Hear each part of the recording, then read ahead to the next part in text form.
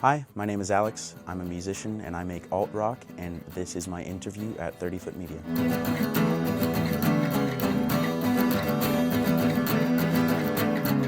While I was making this album, there were a lot of different things and experiences that happened in my life that I can hear in the music. When I was writing things, I wanted different things to sound a certain way and give off a certain emotion or mood or feeling.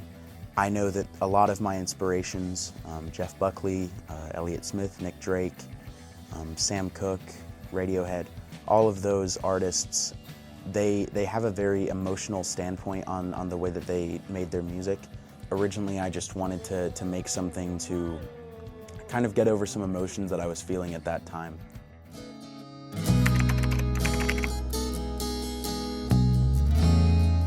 The album took about 14 months, maybe 15 months, so that's a year and some change.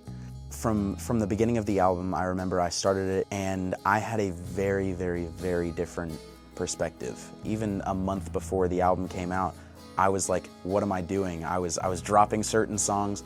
There's songs that I didn't even bring into the studio. There's songs that I completely recorded inside of the studio that have not seen the light of day at all. And so moving through that and really just editing and picking through different things really did take a while.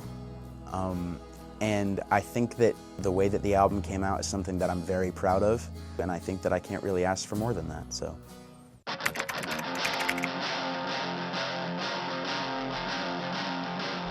I would say that the track Embittered on the album definitely gave me the most trouble. I changed the song title about 6 times. I didn't know what I wanted the song to be about. Finding different ways of putting the lyrics over the verses and sort of characterizing the song as a whole was very difficult for me. A lot of the riffs that I wanted to throw in there and a lot of the different moments that I wanted to throw in there didn't end up being in there because it didn't work. But I will say with the choruses, those came together pretty cleanly. So that wasn't something that I was typically too worried about in that song. But having the verses and recording lyrics over that was very painstaking for me.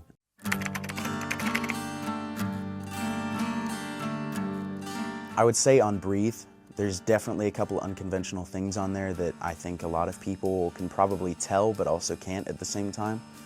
During that middle section in there are so many tracks in there. I'd say that there's probably about 10, maybe 11, of where I'm just fiddling around on my pedal board, getting different reverb effects on there, getting different delays, fuzz, pitch shifters, everything. And I just sat there in the control room with a guitar and a bass. I knew I had a sort of semblance in my mind of where I wanted it to be sort of like an anxious, dissonant song.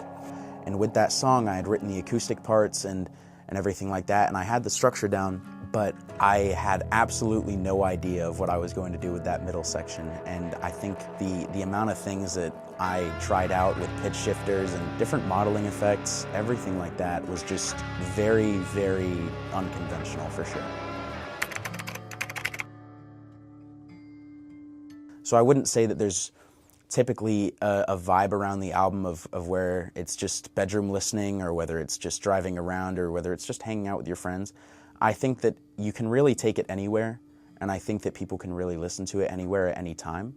And I am very happy about that, actually. I think that just the way that I'm listening to music all the time. There's different artists that I will listen to no matter what mood I'm in, no matter what area that I'm in. And I think that that's something that I really want people to do with my music. I think it's not just I'm going to listen to this when I'm depressed, not just I'm going to listen to this when I'm really happy, not just listen to this when I've just graduated high school or graduated college and I'm feeling the best that I've ever felt. I want it to be something that people can listen to at any time and still get something from. My name is Alex. This has been my interview with 30 Foot Media. Thank you for tuning in, and I will see you guys next time.